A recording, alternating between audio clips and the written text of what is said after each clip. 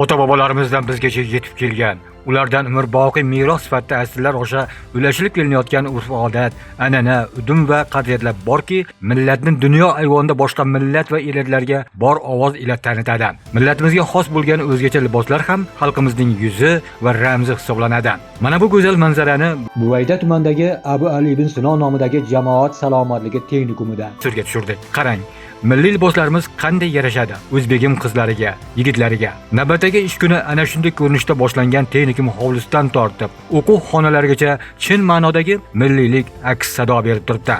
Shu kuni texnikumda milliy liboslar ma'naviyat ko'zgusi deb nomlangan adabiy badiiy tadbir o'tkazildi. Tadbirda Buvayda tumani hokimining o'rinbosari, oila va xotin-qizlar bo'limi boshlig'i Kominaxon Mirsaidova, faxriy jurnalist va shoir Sobirjon Otaboyevlar ishtirok etishib, milliy qadriyatlar va asriy an'analar barkamol avlod tarbiyasida ma'naviy yuksalish uchun xizmat qilsin shiori ostida davom etayotgan targ'ibot tadbirlarining mazmun mohiyati, ahamiyati haqida gapirishdi. Tadbirda tuman madaniyat bo'limining yetakchi san'atkorlari o'zbek milliy ashula va raqslarini maromiga yetkazib ijro etishgan bo'lsa, o'quvchi yigit-qizlar ham bu borada o'z iste'dodlarini ko'rsata olishdi.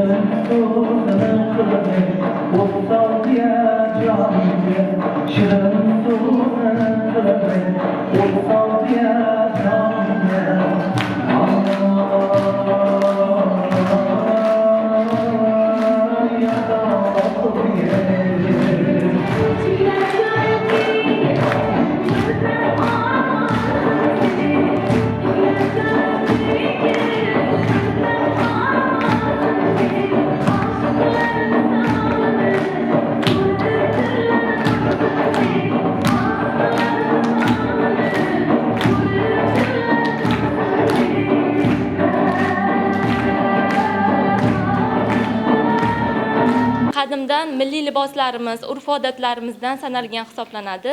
Milliy liboslarimiz hammaga chiroy, ko'rik olib keladi. Ayniqsa erkaklarimizda milliy do'ppilarimiz, ayollarimizga mana bu adreslarimiz, mana bu choponlarimiz va boshimizdagi do'ppilarimiz bizni naqadar buyuk davlatda yashab turganimiz va mana naqadar porloq kelajak bo'lishimizda yanada takomillashtirib, bizda faxr bag'ishlaydi mana shu milliy liboslarimiz bizga.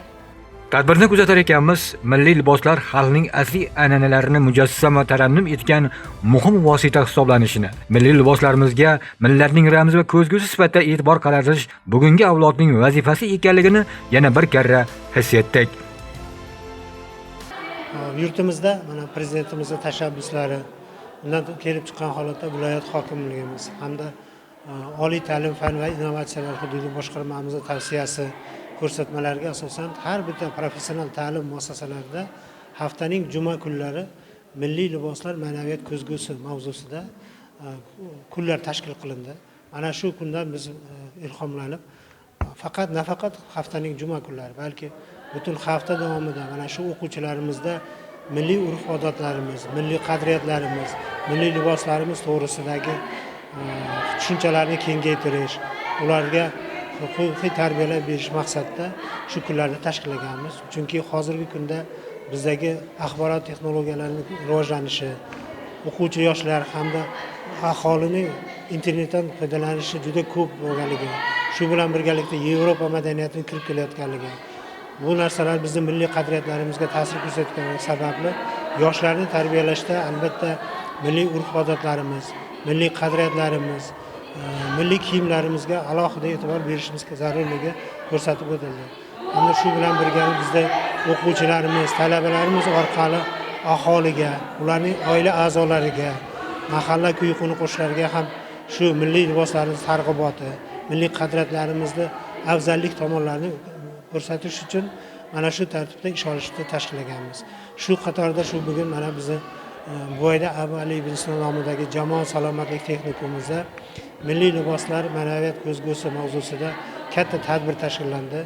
Bu tadbirda har bitta ustozlarimiz va talaba yoshlarimiz milliy liboslar bilan qatnashib, bu tadbirlar davomida milliy qadriyatlarimiz, milliy urf-odatlarimiz hamda mana shu milliy kiyimlarimizni turli tuman ko'rinishlarini taqdim etishdi hamda shu o'quvchilarimizda kompyuter savodxonligi orqali milliyligimizni targ'ib qilish, video roliklar tayyorlash, bu bilan aholi ichida targ'ibot ishlarini kuchaytirishga maqsad qilib qo'yganmiz.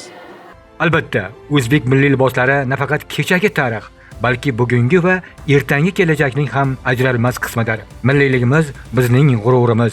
O'zligimizni asrab-avaylab, zamonaviylik bilan uyg'unlashtirish esa o'z qo'limizda. Buvayda tumanidagi Abu Ali ibn Sino nomidagi jamoat salomatligi texnikumida o'tkazilgan milliy liboslar ma'naviyat ko'zgusi shiori ostidagi tadbir misolida ham bu jihatlar yana bir bor namoyon bo'ldi.